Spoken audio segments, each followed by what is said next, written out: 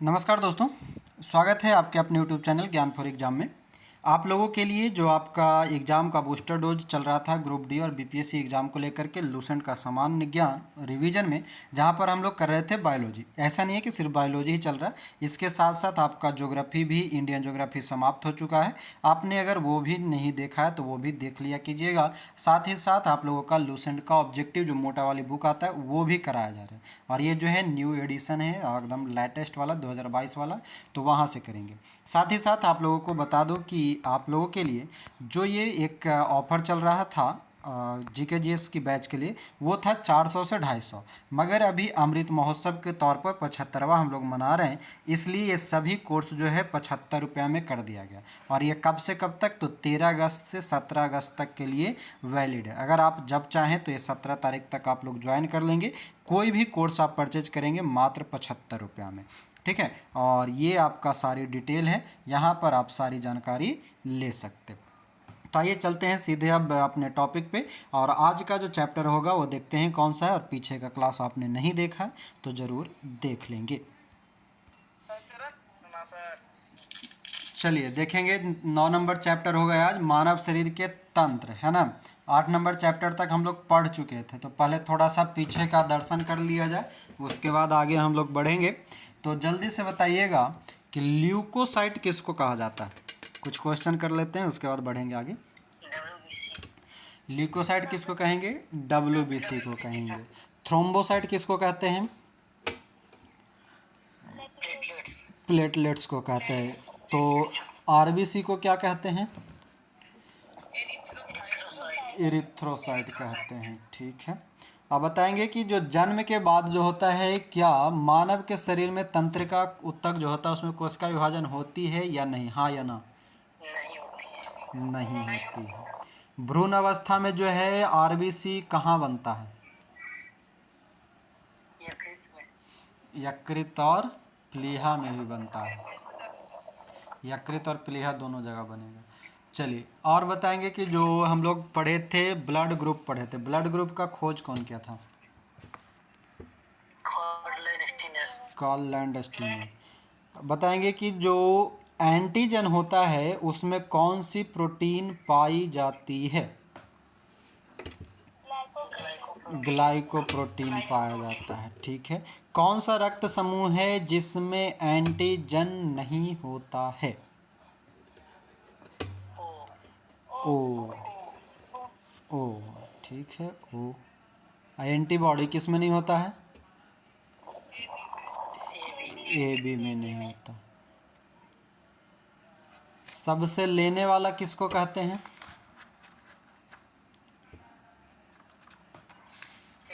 कौन सा ग्रुप जो सबसे लेता है? ए बी, सर्वग्राही कहते हैं। और देता कौन है?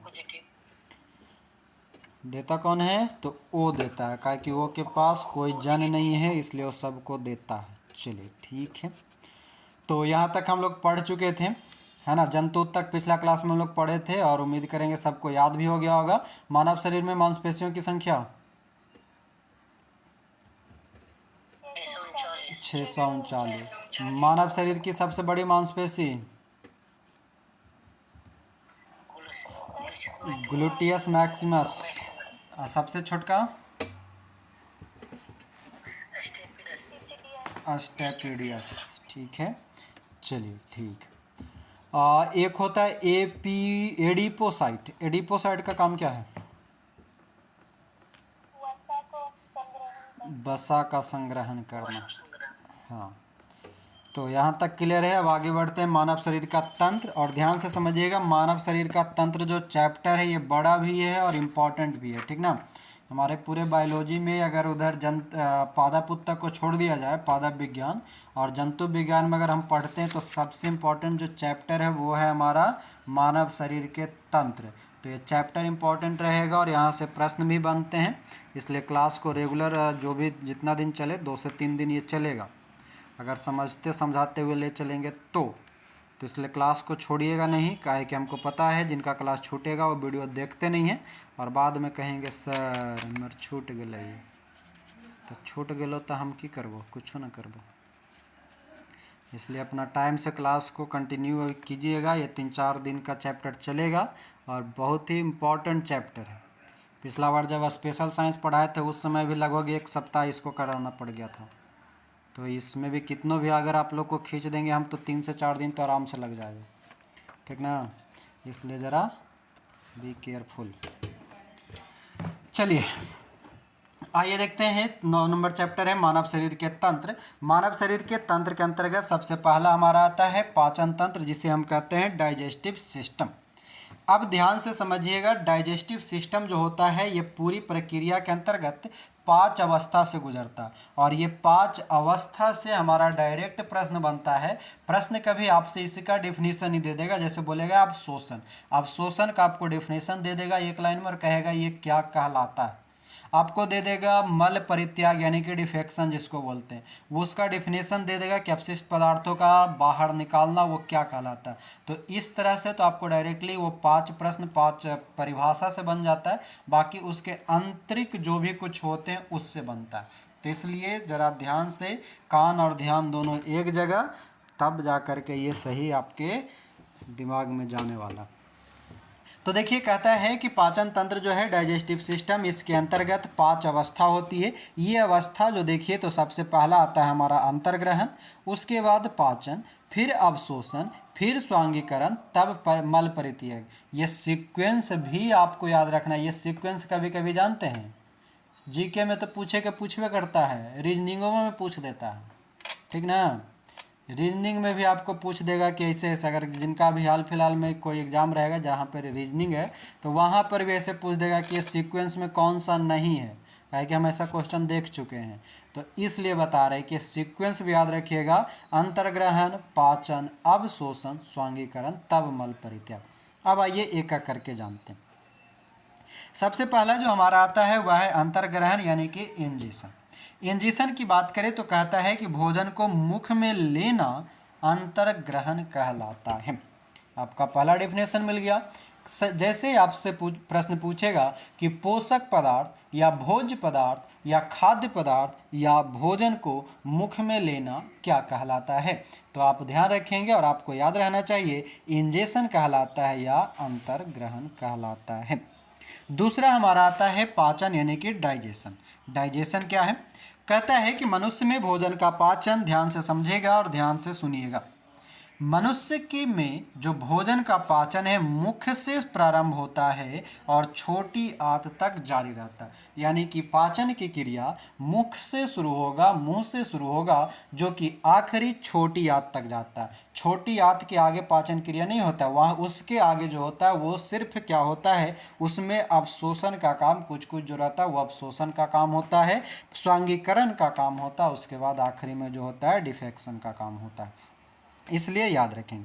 कहता है कि मुख में स्थित लार ग्रंथि से निकलने वाला एंजाइम टाइलिन, अंडरलाइन करते चलिएगा जिनके पास बुक होगा वो, और जो पहली बार पढ़ रहे होंगे हमसे जो, ठीक है, जो इससे पहले पढ़े होंगे उनका बुक में ऑलरेडी रंगाया हुआ होगा। तो ध्यान दीजिएगा, क्या कहा कि मुख में स्थित लार ग्रंथि से निकलने वाला एक एंजाइम है, वह है टाइलिन। टाइलिन में उपस्थित मंड यानी कि जो स्टार्च होता है, मंड को माल्टोज शर्करा में अपघटित कर देता। अब ध्यान से समझिएगा, टाइलिन नाम का एक एंजाइम भोजन में जो स्टार्च पाया जाता है उसको तोड़ता किसमें है, माल्टोज में तोड़ता। फिर वही माल्टोज नामक एक एंजाइम माल्टोज को फिर किस में तोड़ता है, ग्लूकोज में तोड़ता है, और उसके बाद लाइसोजाइम नामक एंजाइम भोजन में उपस्थित हानिकारक जीवाणुओं को नष्ट कर देता है। इसके अतिरिक्त लार में उपस्थित शेष बफर पदार्थ जो होता है वो बफर कार्य करता है, और उसके बाद भोजन कहाँ पहुँचता है, अमाशय में पहुँचता है। सीक्वेंस समझेंगे एक लाइन में, मुख में भोजन हम डालेंगे, वहाँ से वो क्रिया जब करेगा छोटी आंत तक जाता है, मगर अभी हम छोटी आंत तक पहुँचे नहीं। मुख में भोजन डालने के बाद मुख में ही एक ग्रंथि पाई जाती है जिसे हम लार ग्रंथि कहते हैं। लार ग्रंथि में 2 एंजाइम पाए जाते हैं, एक का नाम होता है टाइलिन, दूसरा का नाम होता है लाइसोजाइम। टाइलिन का काम होता है कि वो जो हम स्टार्च वगैरह जो कुछ भी खाते हैं उसको माल्टोज और माल्टोज से फिर ग्लूकोज में तोड़ना। मगर दूसरा एक होता है लाइसोजाइम।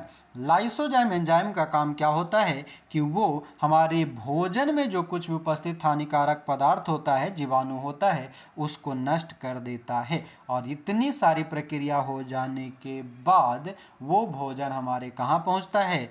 अमाशय में पहुंचता है। यानी कि मुख के बाद हमारा भोजन कहाँ पहुंचता है? तो अमाशय में पहुंचता है, स्टोमक में पहुंचता है। आइए, कहता है अमाशय यानी कि स्टोमक में पाचन। क्या कहता है?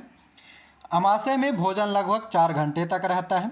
भोजन के अमाशय में पहुंचने पर पाइलोरी ग्रंथियों से जठर रस निकलता है, जो कि एक हल्के पीले रंग का अम्लीय द्रव होता है। तब आपको याद रखना है कि गैस्ट्रिक जूस या जठर जूस कहाँ से निकलेगा? तो पाइलोरी ग्रंथि से निकलेगा। और पाइलोरी ग्रंथि पाया कहाँ जाएगा? तो अमाशय में पाया जाएगा। ये जितना ग्रंथि, जितना एंजाइम और जो जितना जिसमें टूट रहा है, ये सबको टूटे फूटे जितने भी अंग होंगे उस सबको आपको जोड़ जोड़ करके याद रखना पड़ेगा। पहली बात। अब आगे बढ़िए। कहता है कि अमाशय की ऑक्सेंटिक कोशिकाओं से हाइड्रोक्लोरिक अम्ल निकलता है। अब ध्यान दीजिए, ऑक्सेंटिक कोशिका से क्या निकलता है? हाइड्रोक्लोरिक अम्ल निकलता है। बताइए तो हाइड्रोक्लोरिक अम्ल के सूत्र क्या होता है? HCl होता है। ठीक है, तो अमाशय के ऑक्सेंटिक कोशिका से हाइड्रोक्लोरिक अम्ल निकलता है, जो भोजन के साथ आए हुए जीवाणुओं को नष्ट कर देता है तथा एंजाइम की क्रिया को तीव्र कर देता है।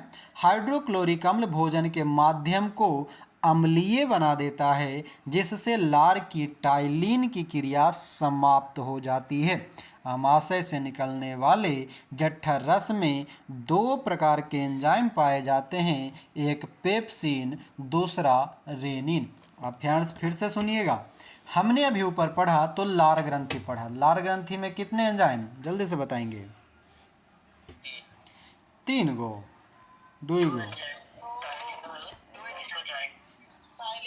टाइलिन और लाइसोजाइम। लाइसोजाइम जो था वो जितने भी हानिकारक जीवाणु था उसको मार रहा था, जबकि टाइलिन जो था उसको तोड़ रहा था। अब अमाशय में आइए, स्टोमक में, तो हमको ये कह रहा है कि अमाशय के अंदर एक जठर रस पाया जाता है। उसी जठर रस में 2 गो और एंजाइम होता है, पेप्सिन और रेनिन।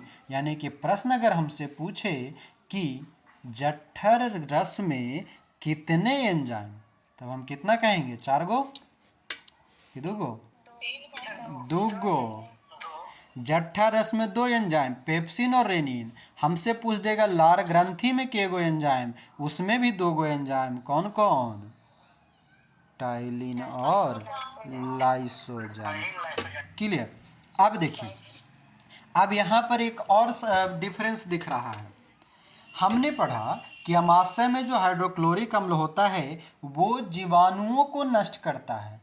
हमने पाचन में भी लार ग्रंथि के अंतर्गत लाइसोजाइम में भी पढ़ा कि वो भी विषाणु को नष्ट करता है। यानी कि इससे हमको ये समझ में आ रहा है कि हमारा भोजन जो होता है वो पूर्ण रूप से लाइसोजाइम जो है उसको समाप्त नहीं कर पाता है, उसमें उपस्थित विषाणुओं को यानी कि जीवाणुओं को। उसमें बचे हुए जीवाणुओं को नष्ट करने के लिए हमारे पेट यानी कि स्टोमक यानी कि अमाशय में एक अम्ल मौजूद होता है जिसे हम हाइड्रोक्लोरिक अम्ल कहते हैं। वही हाइड्रोक्लोरिक अम्ल बचे हुए जीवाणुओं को नष्ट करता है। तब जैसे ही हाइड्रोक्लोरिक अम्ल तोड़ेगा, नष्ट करेगा, तो एंजाइम की क्रिया क्या हो जाएगी? तेज हो जाएगा। और तेज हो जाएगा तो अमाशय से जो निकलने वाला जो जठर रस है उसमें भी आप पाने वाला एंजाइम वो भी अपना अपना काम जल्द शुरू करेगा। अब आगे बढ़िए, क्या कहता है?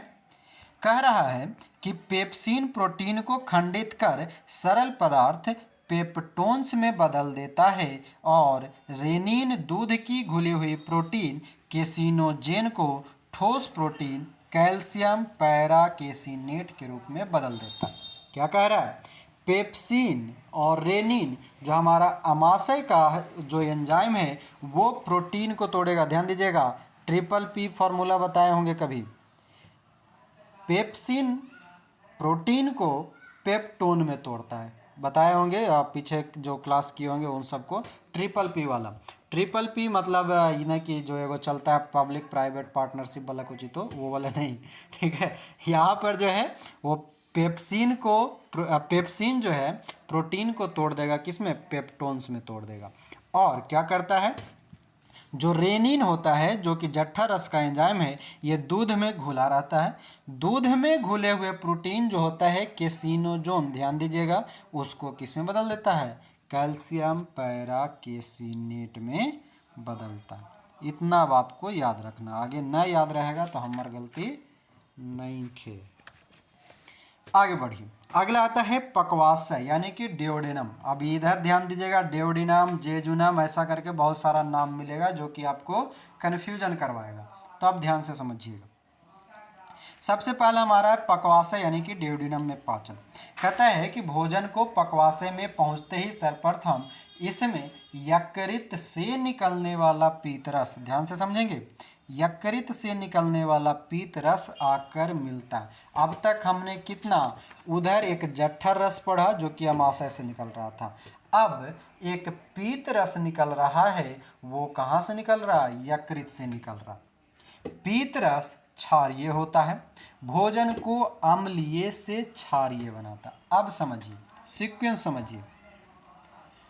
अमाशय के अंतर्गत एक अम्ल था, वो भोजन को अम्लीय बना रहा था। कौन सा अम्ल, HCl अम्ल। आज जब अमाशय से पक्वाशय में भोजन जा रहा है तो यकृत कहता है कि हम तुम्हारे वाले बात को नहीं मानेंगे, हम इसको बदल देंगे, ठीक है। और बदलने के चक्कर में वो क्या कर देता है, वो यकृत के में मौजूद जो रस है पीत रस, वो कहता है कि ये अम्लीय से इसको क्या कर दे, क्षारीय बना दे। यानी कि पीत रस का काम होता है भोजन को क्षारीय बनाना। अब आगे कहते हैं यहाँ अग्नाशय से अग्नाशय रस आकर भोजन में मिलता है और इसमें 3 प्रकार के एंजाइम बनता है। अग्नाशय से अग्नाशय रस आकर भोजन में मिलने के बाद 3 प्रकार का एंजाइम बनाएगा और तीनों एंजाइम बहुत ही इंपॉर्टेंट है, जरा ध्यान से। सबसे पहला यानी कि 3 एंजाइम कौन कौन सा, TAL, ठीक है, ट्रिप्सिन, एमाइलेज, लाइपेज। ट्रिप्सिन का काम क्या है कि यह प्रोटीन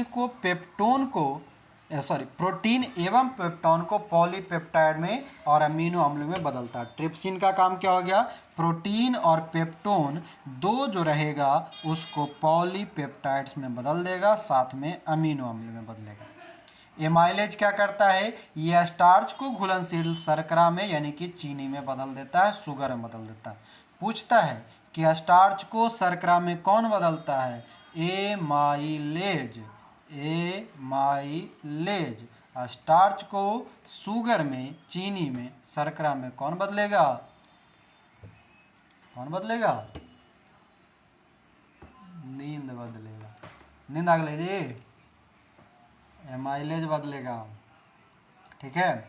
माई बोलेगी, हाँ माई बोलेगी जा चीनी लेके आ, तो चीनी लेके आइएगा तो क्या कहिएगा, ए माई ले, कुछ ले, चीनी ले। यानी कि स्टार्च को किस में बदलेगा, शर्करा में बदलने का काम कौन सा एंजाइम करेगा, तो एमाइलेज करेगा। आगे तीसरा है लाइपेज। लाइपेज क्या है, यह इमल्सिफाइड वसा को ग्लिसरीन तथा फैटी एसिड में बदलेगा। यानी कि वसा को ग्लिसरीन और फैटी एसिड में कौन बदलता है, लाइपेज बदलता है। तीनों एंजाइम का काम याद रखिए। अब अगला अंग आता है हमारा छोटी आंत यानी कि स्मॉल इंटेस्टाइन में जो पाचन है वो समझिएगा, और छोटी आंत थोड़ा इंपॉर्टेंट है, समझेंगे। कहता है यहाँ भोजन के पाचन की क्रिया पूर्ण होती है, मतलब भोजन यहाँ पर पूरी तरह से पच चुका रहेगा। भोजन की क्रिया जो है पूर्ण होती है, पचे हुए भोजन का अवशोषण होता है, छोटी आंत की दीवारों से आंतरिक रस निकलता है। यानी कि आंतरिक रस कहाँ से निकलेगा, छोटी आंत से निकलेगा। छोटी आंत में भी बहुत सारा एंजाइम पाया जाता है। कौन कौन सा, पहला है इरेप्सिन। इरेप्सिन क्या कहता है, प्रोटीन एवं पेप्टोन को किस में बदल रहा है, अमीनो अम्ल में। प्रोटीन और पेप्टोन को अमीनो अम्ल में बदलने का काम इरेप्सिन करेगा। माल्टोज का काम है माल्टोज को ग्लूकोज में बदल देगा, यानी कि ये सिंपल सा है, माल्टोज को किस में बदल देगा, ग्लूकोज में बदल देगा। तीसरा हमारा आता है सुक्रोज, सुक्रेज। सुक्रेज जो है सुक्रोज को ग्लूकोज और फ्रक्टोज में बदलेगा, ये दोनों याद रखिएगा, सुक्रेज वाला अक्सर पूछा जाता है। सुक्रेज सुक्रोज को ग्लूकोज और फ्रक्टोज में बदलेगा। एक होता है लैक्टोज, यह भी लैक्टोज को ग्लूकोज और ग्लैक्टोज में बदलेगा। तीसरा अगला जो आता है वो आता है लाइपेज। लाइपेज क्या करेगा, ये सेम काम वही करेगा जो ऊपर भी हम लोग पढ़े थे पकवाशय के अंतर्गत, कि इमल्सिफाइड वसा को ग्लिसरीन और फैटी एसिड में बदलेगा। यानी कि लाइपेज का काम पकवाशय और छोटी आंत में दोनों में जगह सेम है, क्या क्या, तो ग्लिसरीन से फैटी एसिड में, ग्लिसरीन और फैटी एसिड में किसको बदलेगा, वसा को बदलेगा। यहाँ तक क्लियर है। यानी कि अब तक हम लोगों ने एंजाइम पढ़ा कौन कौन सा, ptyalin, lysozyme, rennin, pepsin, trypsin, amylase, lipase, erepsin, sucrase, maltose और लैक्टोज। गिनतियों भुला के लीजिए, के गो लीजिए, लगभग 10-12 को पढ़ लिए हम लोग, ठीक ना। 12 गो एंजाइम पढ़े और ये 12 गो एंजाइम जो है ये खतरनाक है, खतरों की खिलाड़ी। 12 गो हो गया ना, हाँ, तो 12 का 12 आपको याद रखना है। हमारे यहाँ एगो कहावत है, मतलब ऐसी लोड़ी बना दिया सब, 12 का 12 मूरिया का 12, एक मूरी घट गेलो चूल्हा उलट गेलो।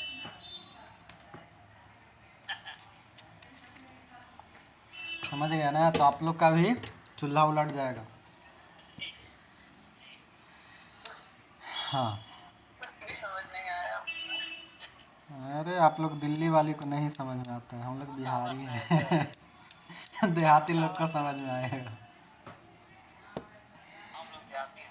हाँ, हम लोग देहाती है, बढ़िया, सब कुछ समझ जाते हैं ना। ऐसी कोई बात नहीं है, समझ चलेगा। हाँ,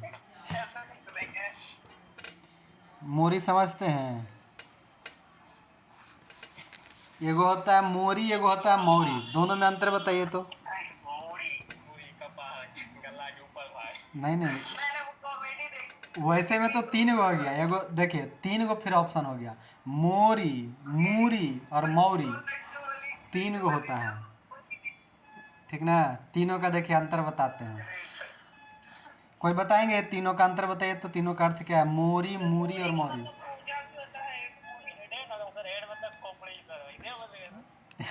अब हम बताते, सुनिए। मोरी का मतलब होता है धान जो अभी रोपा रहा है ना, तो धान का जो बीज बोते हैं वो जो तैयार होता है उसको मोरी बोलते हैं, मेरे तरफ में, ठीक है। गोची अच्छा। और दूसरा देखिए, दूसरा बोले मूरी, मूरी मतलब माथा, मतलब कपार, ठीक। और तीसरा बोले मौरी, मौरी मतलब जो दूल्हा का जो सेहरा बोलते हैं ना, सेहरा जो मौरिया रहता है, मुकुटवा, उसको बोलते हैं मौरी। हाँ, मौर, जिसको आप लोग मौर बोलते हैं, हम लोग मौरी बोलते हैं, था ना, कह रहे हैं कि सब का सब है। मूरी का मतलब पूजा भी होता है। अब मूरी एगो जानवर के अथी भी है, क्या बोलते हैं, नस्ल है, बताइए तो मूरी किसका नस्ल है, जानवर का नस्ल बताइए। हम्म हम्म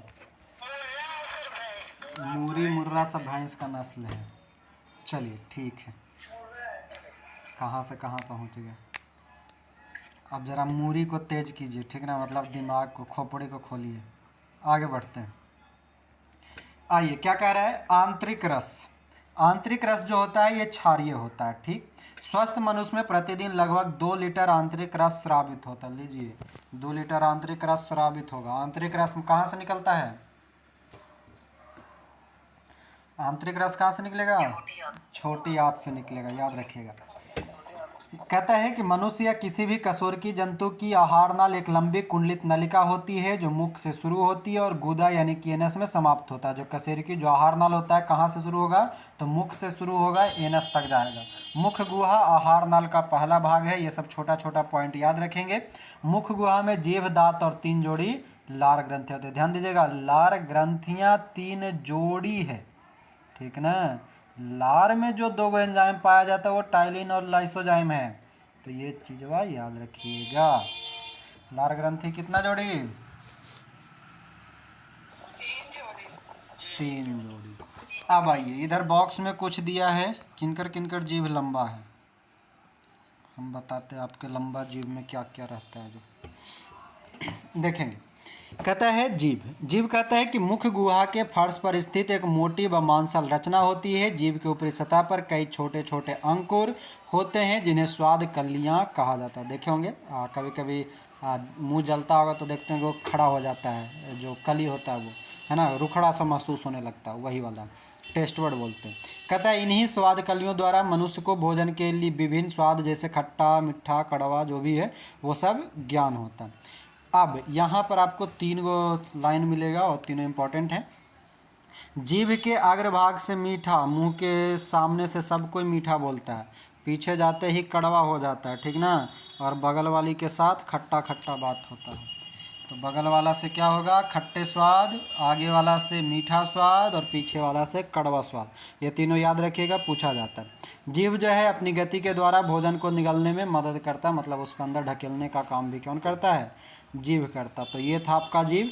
जीभ से मुख्यतः याद रखने वाली बात ये है कि जीभ क्या मतलब कि जीभ के किस भाग के कारण हमें स्वाद का अनुभव होता है? तो बर्ड जो होता है टेस्ट बर्ड, उससे। मीठा स्वाद किससे मिलेगा? तो आगे वाला से, जीभ का अगला भाग से। कड़वा किससे मिलेगा? तो कड़वा मिलेगा आपको पीछे वाला से। और खट्टा मिलेगा कहाँ से? बगल से मिलेगा। आइए आगे आता है तूथ यानी कि दांत। दांत क्या कहता है? मुख गुहा के ऊपरी और निचली जबड़ों में दांतों की एक एक पंक्तियां पाई जाती है। मनुष्य के दांत गर्त दंती यानी कि थिकोडोंट बोलते हैं, थिकोडोंट, द्विवार दंती तथा विषम दंती, मतलब गर्त दंती, द्विवार दंती और विषम दंती प्रकार के होते हैं। मनुष्य के एक जबड़े में 16 दांत, ध्यान दीजिएगा, एक जबड़ा में 16 गो, तो कुल कितना? 32 गो। अच्छा, हमको लगा 36। 16 दूनी 36 न जी, 16 दूना 8। हाँ ये बात तो सही है। तो देखिए क्या कह रहा है कि मनुष्य के एक जबड़े में 16 दांत और कुल मिलाकर के 16 दूनी 32। जबड़े के प्रत्येक और 2 कृंतक मतलब कि इंसीजर, एक रदनक यानी कि कैनाइन और 2 अग्र चवर्णक यानी कि प्रीमोलर तथा 3 चवर्णक मोलर होता है। इंसीजर, कैनाइन, प्रीमोलर और मोलर याद रखिएगा, जिसमें से मनुष्य के दांत 2 बार निकलते हैं। पहले शैशवावस्था में 20 दांत, उसके बाद जिसे क्या बोलते हैं? दूध के दांत बोलते हैं, ठीक ना, और वयस्क अवस्था में 32 दांत। हाँ ठीक है, तो पहले बार में 20 वो निकलेगा जो शैशवावस्था में निकलेगा। शैशवावस्था किसको कहते हैं? उम्र बताइए तो कितना से कितना साल को शैशवावस्था कहते हैं? 0 से 6 साल को शैशवा कहते हैं, उसके बाद किशोरा कहते हैं, फिर वयस्क कहते हैं, फिर बुढ़ापा, ऐसे ही चलता रहता है। चलिए, तो यहाँ पर क्या बोला कि शैशवावस्था में 20 गो, जो इसको दूध के दांत बोलते हैं, मिल्की टूथ, और बाकी बड़ा होने पर 32 गो। यहाँ पर फार्मूला आपका दिया हुआ है, ये याद रखिएगा। ICPM में 2123 का फार्मूला याद रखिएगा, मतलब 21-23, मतलब ये वही हो गया। के गो इंसीजर, के गो कैनाइन, के गो प्रीमोलर, के गो मोलर पाया जाता है। जो इंसीजर सीक्वेंस याद रखिएगा, ICPM, इसको डायरेक्टली भी याद रख सकते हैं, ICPM, जैसे इसमें PM एक जगह लिखा ना, उसको PM ना याद रख करके ICPM लिखिएगा। I से आपका इंसीजर, C से कैनाइन, P से प्रीमोलर, M से मोलर, ठीक ना। 2123 का कॉम्बिनेशन रहेगा, 32 आपका पूरा हो जाएगा। नोट में कहता है कि दांत के ऊपरी हिस्से या शिखर में इनामेल का चमकीला स्तर पाया जाता है जो दांत को सुरक्षा प्रदान करती है, और इनामल जो है शरीर का सबसे कठोर भाग होता है। आगे आइए, इनामल के बाद क्या है? लार ग्रंथि। बॉक्स में देखेंगे फिर से एक और है, लार ग्रंथि, सैलिवरी ग्लैंड्स। ये क्या कहता है?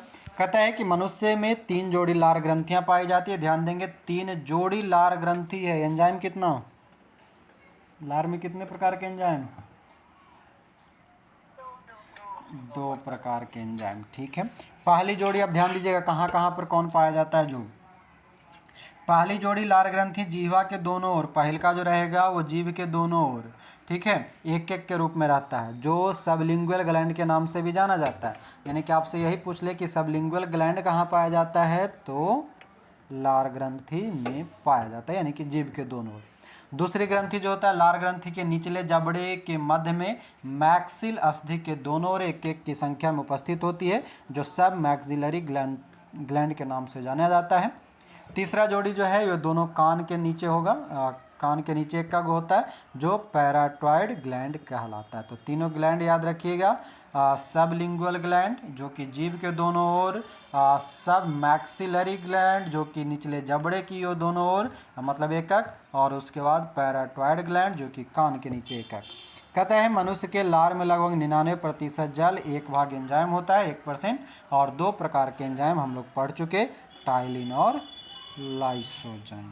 यहाँ तक में कोई दिक्कत किन्हीं को नहीं होना चाहिए। अब आइए यहाँ तक अभी हम लोग 5 जो प्रक्रिया था पाचन का, अंतर्ग्रहण, पाचन, अवशोषण, स्वांगीकरण और मल त्याग, जिसमें से हमारा अंतर्ग्रहण और पाचन समाप्त हुआ। तीसरा आता है अवशोषण। अवशोषण होता क्या है, एब्जॉर्प्शन होता क्या। अवशोषण कहता है कि पचे हुए भोजन का रुधिर में पहुंचना। ध्यान से, जब भोजन पच जाएगा उसके बाद रुधिर में, यानी कि रुधिर मतलब रक्त, रक्त मतलब ब्लड, ब्लड मतलब खून, ठीक ना। तो भोजन जो है पच करके खून में पहुंच जाएगा, उसको कहते हैं अवशोषण। और पचे हुए भोजन का अवशोषण छोटी आंत की रचना उद्दर्ग यानी कि बिली के द्वारा होता है। लाइन इंपॉर्टेंट है। पचे हुए भोजन का अवशोषण किसके द्वारा होता है, तो बिली के द्वारा होता है। चौथा है हमारा स्वांगीकरण, एसिमिलेशन। ये क्या होता, जब अवशोषित भोजन का शरीर में उपयोग में लाया जाना, यानी कि अवशोषण हो गया, छोटी आंत में जो कुछ था उससे अवशोषित करके ब्लड में पहुंच गया। अब ब्लड में पहुंच गया, खाना तैयार है, तो उसको कोई ना कोई तो उपयोग करेगा ना, उपयोग भी करना ज़रूरी है। अब खाना हम तैयार कर ले, कोई खेबे न करेगा तो सड़बे न करेगा, मतलब वो खाना क्या होगा, बर्बाद होगा।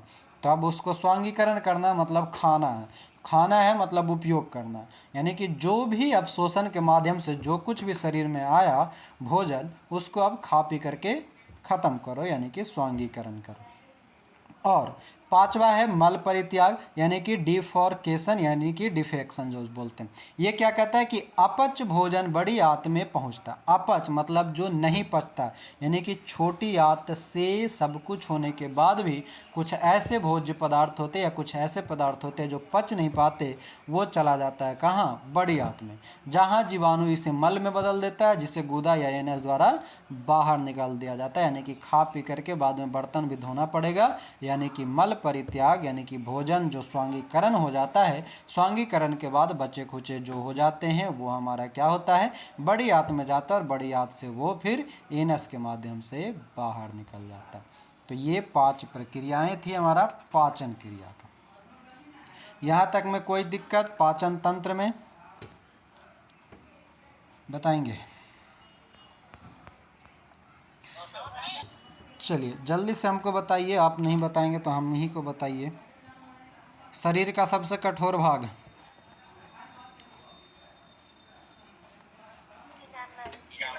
नाम में। हाँ, पड़ोसी अगर कड़वा बात बोल रहा है तो जीभ के कौन भाग से?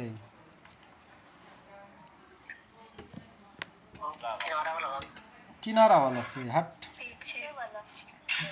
पीठ पीठ पीछे सब कड़वा बोलता है ना जी।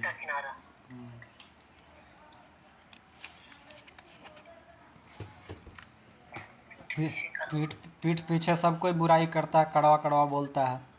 आगे से मुंह से तो सब कोई, सामने से कहता है अरे तुम तो बहुत सुंदर हो, पीछे जाके कहता हट कलम भी, कहता है ना, वही। और और एक क्या बच गया, खट्टा वाला। खट्टा वाला देखिए कैसे समझिए, बगल में जैसे कि 3 गो दोस्त रहिएगा ना, ठीक है, तो 3 गो में 2 गो बड़ा बढ़िया से बतीते रहेगा, या फिर एगो के जब कुछ इंसल्ट वगैरह करे करेगा तो बगलवा से हुरेगा उसको, अरे तू बोल ना, ऐसे बोली ना, चिढ़ता हुड़ते रहेगा, कभी पैरों में मारेगा, कभी हाथ में मारेगा, चुट्टी काटे, कहेगा तू बोली ना, चिढ़ता, ये बातें बोल में तो खूब चिढ़ता, मतलब बगल से खट्टा खट्टा महसूस करवाता है, ठीक ना। तो बगल से खट्टा, आगे से मीठा और पीछे से कड़वा। अब याद रहेगा, भुलाइएगा भी हो नहीं ना, नहीं भुलाइएगा। जैसे मुकेश जी करते रहते हैं, बगल में कोई आ जाती है सामने, अरे तुम तो बड़ी सुंदर हो, खूबसूरत दिख रही हो, क्या बात है, कौने चक्की के आटा खा के आई हो आज। और जैसे ही दूर जाते हैं तो मुकेश जी आके अमित अमित जी को कहते, अरे वो मिल गेलो हेल्प पकलोली ही पता न कन्ने से आज स्कूलवा वाली।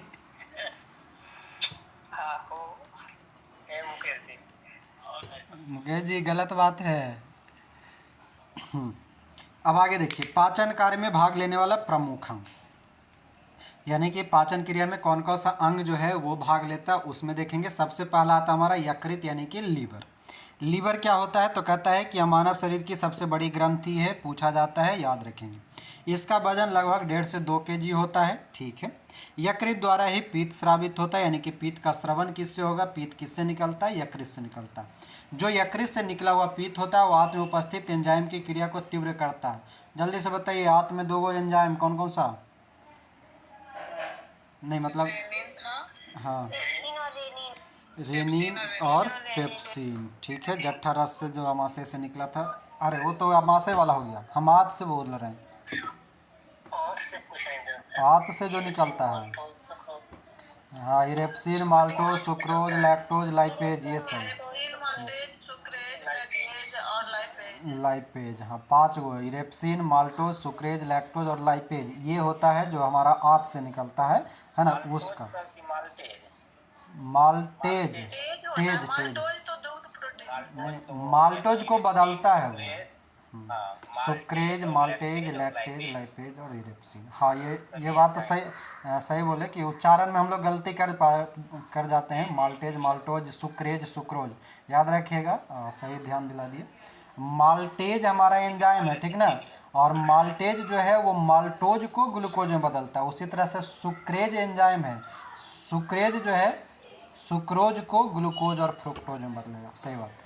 आगे आइए, कहता है यकृत की प्रोटीन के उपापचय में सक्रिय रूप से भाग लेता है और प्रोटीन विघटन के फलस्वरूप उत्पन्न विषैले अमोनिया को यूरिया में बदलता है। ये भी याद रखिएगा, जो विषैला अमोनिया होता है उसको यूरिया में कौन बदलता है, तो यकृत बदलने का काम करता है। यकृत जो है प्रोटीन को अधिकतम मात्रा में कार्बोहाइड्रेट में परिवर्तित करता है, यानी कि प्रोटीन का कार्बोहाइड्रेट में परिवर्तन कौन करेगा, तो वो करेगा यकृत करेगा। बढ़िया प्रश्न है, बढ़िया लाइन है।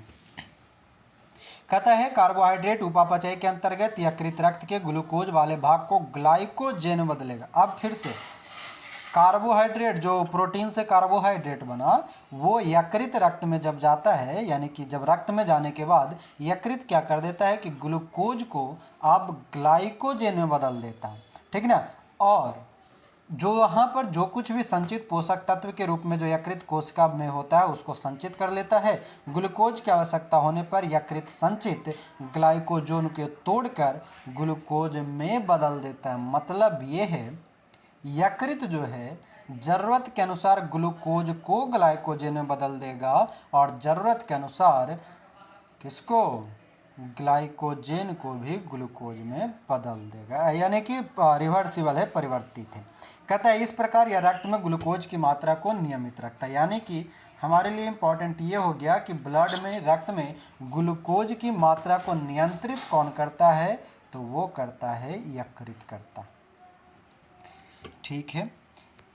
आगे कहता है कि भोजन में वसा की कमी होने पर यकृत प्रोटीन के कुछ क्या है, सॉरी, भोजन में वसा की कमी होने पर यकृत कार्बोहाइड्रेट के कुछ भाग को वसा में बदलता। अब ध्यान दीजिए, प्रोटीन को कार्बोहाइड्रेट में और कार्बोहाइड्रेट को वसा में, ये तीनों काम कौन कर रहा है, यकृत कर रहा है। सीक्वेंस बनाइएगा, ठीक ना। जब वसा की कमी हो जाएगा तो यह कार्बोहाइड्रेटों को बदल देगा वसा में, और जब प्रोटीन की अधिकता हो जाता है तो कार्बोहाइड्रेट, यानी कि प्रोटीन ज़्यादा तो कार्बोहाइड्रेट, वसा कम तो कार्बोहाइड्रेट को वसा में, यानी कि परिवर्तन होता रहता है। फाइब्रिनोजेन नामक प्रोटीन का उत्पादन यकृत से ही होता है। फाइब्रिनोजेन कहाँ पाया जाएगा, उत्पादन कहाँ होगा, यकृत में होगा, जो रक्त के थक्का बनने में मदद करता है। तो यहाँ से ये याद रखेंगे।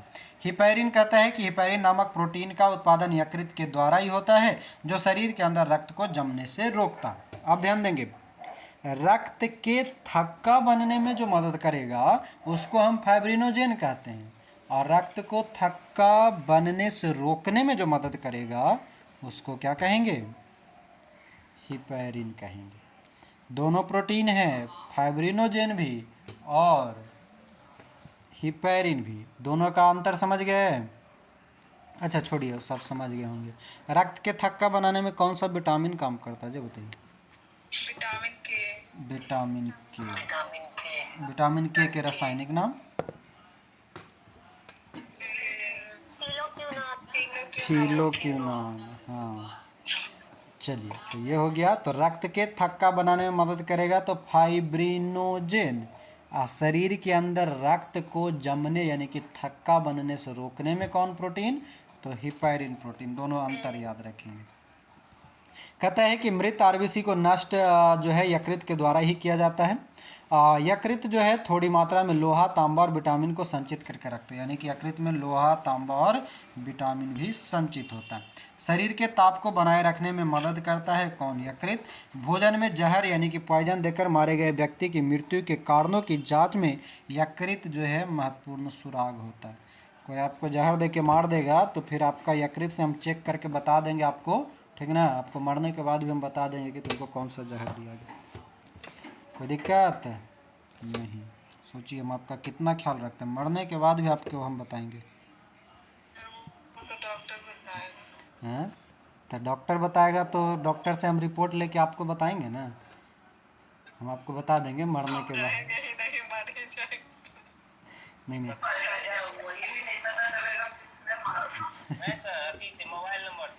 हाँ, फ़ोन कर देंगे, यमराज वाले मोबाइल में फ़ोन कर देंगे, बोल देंगे कि ये जहर दिया गया था। खेसारी लाल यादव का गाना, हमारे मरने के बाद भी मैं यमराज को फोन किया करूंगा हम करने के लिए, नहीं तो। चलिए आगे अगला आता है हमारा पित्ताशय। पित्ताशय यानी कि गॉल ब्लैडर। गॉल ब्लैडर देखिए क्या कहता है। कहता है पित्ताशय जो है नाशपाती के आकार की एक थैली होती है जिसमें यकृत से निकलने वाला पीत जमा होता है। ध्यान देंगे, यकृत का स्रवण कहाँ से हो रहा था? सॉरी, पीत का स्रवण कहाँ से हो रहा था? यकृत से, है ना? हाँ, पीत का स्रवण यानी कि पीत बनेगा और निकलेगा यकृत से, मगर जमा होगा, स्टोरेज उसका कहाँ है? पित्ताशय। पीत का आशय मतलब इसका अर्थ ही वही होता है, पीत धन आशय, पित्ताशय। ठीक है, तो पीत जमा होता है पित्ताशय में। पित्ताशय से पीत पक्वाशय में पीत नलिका के माध्यम से जाता है। ठीक है, जाने दीजिए। कहता है पीत का पक्वाशय में गिरना प्रतिवर्ती क्रिया यानी कि रिफ्लेक्स एक्शन है। पीत जो है हरे पीले रंग का क्षारीय द्रव्य है जिसका पीएच मान 7.7 होता है। पीत का पीएच याद रख लीजिएगा, 7.7 होता है। पीत में जल की मात्रा 85%, जल 85%, पीत वर्णक 12%। जी 7.7 होगा सर, 7 क्षारीय हो गया ना, 7 उदासीन।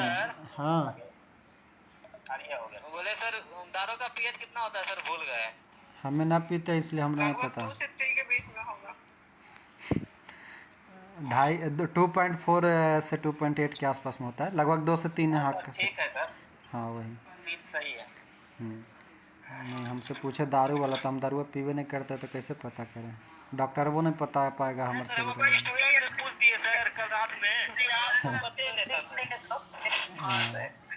नहीं नहीं, यूपी में भी रहते तब ये नहीं पीते हैं, मतलब रहते तो ही नहीं पीते हैं।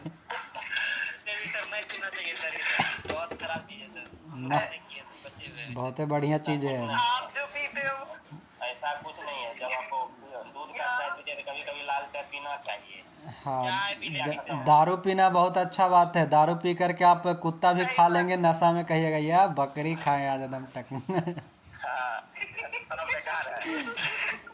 दारू दारू पी करके आप ना अरे दारू पी करके आप नाली में नहाएंगे, कहेंगे आज हम गंगा में नहा के आए, मगर गंगा का पानी थोड़ा सा गंदा हो गया है।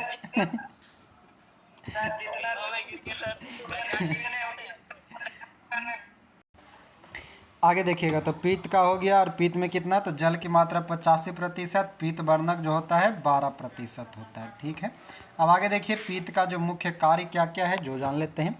कहता है कि यह भोजन के माध्यम से जो है क्षारीय कर देता है, भोजन के माध्यम को क्षारीय कर देगा, जिससे अग्नाशय रस क्रिया कर सके। यह भोजन में आए हानिकारक जीवाणुओं को नष्ट भी करता है, वसाओं का इमल्सीकरण भी करता है, आत की क्रमांकुचन गति को बढ़ाता है। ये लाइन इंपॉर्टेंट है, चौथा नंबर। ठीक है, क्रमांकुचन का मतलब होता है सिकुड़न और फैलाव दोनों की जो क्रिया एक साथ होती है, मतलब पहले फैलेगा फिर सिकुड़ेगा, फैलेगा सिकुड़ेगा, उसको हम कहते हैं क्रमांकुचन।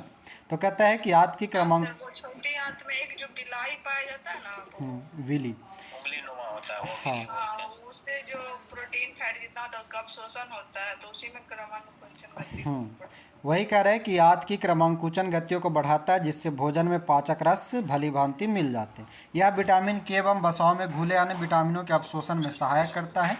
पीत वाहिनी में अवरोध हो जाने पर यकृत कोशिकाएं रुधिर से बिलिरुबिन लेना बंद कर देता है, और इसी के बाद क्या होता है कि बिलिरुबिन संपूर्ण शरीर में फैल जाता है, और इसे ही हम क्या कहते हैं, पीलिया कहते हैं। यानी कि पीत वाहिनी जब खराब हो जाएगा, मतलब पीत नली जो होता है वो खराब हो जाएगा, तो हमारा क्या बढ़ जाएगा, बिलिरुबिन जो है वो शरीर में ब्लड में नहीं जाएगा, और इसके कारण पीलिया रोग हो जाता है। तो ये था हमारा पीलिया रोग। तो इसको हम लोग यहीं पे रहने देते हैं कि इसको ख़त्म कर देते हैं, अगला परिसंचरण तंत्र है वहाँ पढ़ेंगे। बोले सर पीलिया रोग को और कोई नाम से जानते हैं ना सर? जॉन्डिस, हेपेटाइटिस नहीं जॉन्डिस। सर प्लेटलेट्स बढ़ता है इसी से ना होता है, तो उसको वो तो डेंगू में प्लेटलेट्स की कमी हो जाता है। चलिए इसको ख़त्म ही कर देते, फिर कल हम लोग परिसंचरण तंत्र पढ़ेंगे, आइएगा। कर दिए सर, ये थोड़ा सा खत्म कर दीजिए आज। हाँ, देखिएगा अग्नाशय, अग्नाशय यानी कि पैनक्रियाज। अग्नाशय यानी क्या है, पैनक्रियाज। कहता है कि मानव शरीर की दूसरी सबसे बड़ी ग्रंथि, ध्यान दीजिएगा, दूसरा, पहल का सबसे बड़ा ग्रंथि कौन सा, यकृत। ठीक है, और दूसरा जो हो गया वो अग्नाशय होगा। कहता है यह एक अंतःस्रावी है, क्या है, अंतःस्रावी भी ये है और बहिस्रावी भी है, मतलब अंदरों वाला और बाहरों वाला। हाँ, इंडोक्राइन और एक्सोक्राइन, इसलिए इसको क्या कहते हैं, मिश्रित ग्रंथि भी कहते हैं। किसको, अग्नाशय ग्रंथि को मिश्रित ग्रंथि कहते हैं। कहता है इससे अग्नाशयी रस निकलता है, जिससे 9.8% जल तथा शेष भाग में लवण और एंजाइम होते हैं। क्षारीय द्रव होता है, पीएच मान 7.5 से लगभग 8.3 तक होता है। इसमें 3 प्रकार के मुख्य भोज्य पदार्थ कौन कौन सा, तो कार्बोहाइड्रेट, वसा और प्रोटीन को पचाने वाला एंजाइम होता है, इसलिए इसे पूर्ण पाचक रस कहा जाता है। और एंजाइम मूलतः क्या होते हैं, प्रोटीन होते हैं। ठीक है, एंजाइम क्या होता है, प्रोटीन होता है। नीचे देखेंगे, कहता है लैंगरहैंस की द्वीपिका, ये क्या है, तो अग्नाशय का ही एक भाग होता है। इसकी खोज जो है लैंगरहैंस ने किया था। अब यहाँ पर ये जो अगला लाइन है बड़ा इंपॉर्टेंट है। 3 प्रकार के इसमें पाया जाएगा कोशिका। ठीक है, बीटा, अल्फा और गामा, यानी कि अल्फा बीटा गामा जिसको कहते हैं। अल्फा सेल जो होता है, अल्फा से ग्लूकोन यानी कि ए और इधर से जी ले लीजिए, तो कहिएगा ए जी, सुनिए ना जी, तो ए जी सुनिए ना जी, मतलब A for alpha, G for glucagon, ये हो गया आपका अल्फा सेल। बीटा सेल अक्सर पूछा जाता है इंसुलिन का, तो ठीक है, बीटा सेल से इंसुलिन याद रख लीजिएगा। उसके बाद तीसरा होता है गामा, यानी कि गामा सेल से सोमैटोस्टेटिन, तो गामा कोशिका बनाएगा सोमैटोस्टेटिन, अल्फा कोशिका बनाएगा ग्लूकागॉन, बीटा कोशिका बनाएगा इंसुलिन। तो ये तीनों इंपॉर्टेंट है, याद रखिएगा। पूछता है कि लैंगरहैंस की द्वीपिका कहाँ पाई जाती है, अग्नाशय में, या फिर पूछ देगा कि अग्नाशय की किस कोशिका को हम ग्लूकागॉन कहते हैं, या ग्लूकागॉन हार्मोन निकलता है, तो किससे, अल्फा से, एजी से निकलेगा ग्लूकागॉन, तो याद रखेंगे। आगे आइए, कहता है इंसुलिन, इंसुलिन क्या है, तो ये अग्नाशय के एक भाग लैंगरहैंस की द्वीपिका के बीटा कोशिका द्वारा स्रावित होता है। इसकी खोज फ्रेडरिक बैटिंग और चार्ल्स बेस्ट ने 1921 में किया था। 1922 में पहली बार लियोनार्ड थॉम्पसन को कनाडा में इंसुलिन का इंजेक्शन दिया गया था। ये बड़ा खतरनाक है, ठीक है ना। इंसुलिन का इंजेक्शन सर्वप्रथम किसको दिया गया, तो लियोनार्ड थॉम्पसन को, जबकि इंसुलिन की खोज कौन किया, तो बैटिंग और बेस्ट ने क्या 1921 में और अगले साल दे दिया थॉमसन को इंजेक्शन। यह ग्लूकोज से ग्लाइकोजन बनाने की क्रिया को नियंत्रित करता है। इंसुलिन के अल्पस्राव से मधुमेह यानी कि डायबिटीज नामक रोग हो जाता है। रुधिर में ग्लूकोज की मात्रा बढ़ने पर मधुमेह रोग होता है, याद रख लीजिएगा, बढ़ेगा तब मधुमेह हो जाएगा, ठीक ना, और अल्पस्राव होगा तो भी, यानी कि ग्लूकोज की मात्रा बढ़ेगा तो मधुमेह और इंसुलिन की कमी हो जाएगी तो मधुमेह। दो तरह के प्रश्न बन गया, ध्यान दीजिएगा। कहता है इंसुलिन के अतिस्रावन से हाइपोग्लाइसीमिया, जब इंसुलिन ज़्यादा हो जाएगा तो हाइपोग्लाइसीमिया हो जाएगा, कम होगा तो मधुमेह हो जाएगा। हाइपोग्लाइसीमिया रोग हो जाता है जिससे क्या हो जाता है कि जनन क्षमता और दृष्टि ज्ञान दोनों कम हो जाता है। ग्लूकागॉन, ग्लूकागॉन क्या है, अल्फा बीटा गामा, कौन सा, अल्फा। अल्फा ए जी। तो ग्लूकागॉन क्या कहता है कि ग्लाइकोजेन को पुनः ग्लूकोज में बदलता है, ग्लाइकोजेन को पुनः ग्लूकोज में बदलने का काम ग्लूकागॉन करेगा। सोमैटोस्टेटिन क्या है, सोमैटोस्टेटिन कौन सा, अल्फा बीटा गामा, डेल्टा या गामा।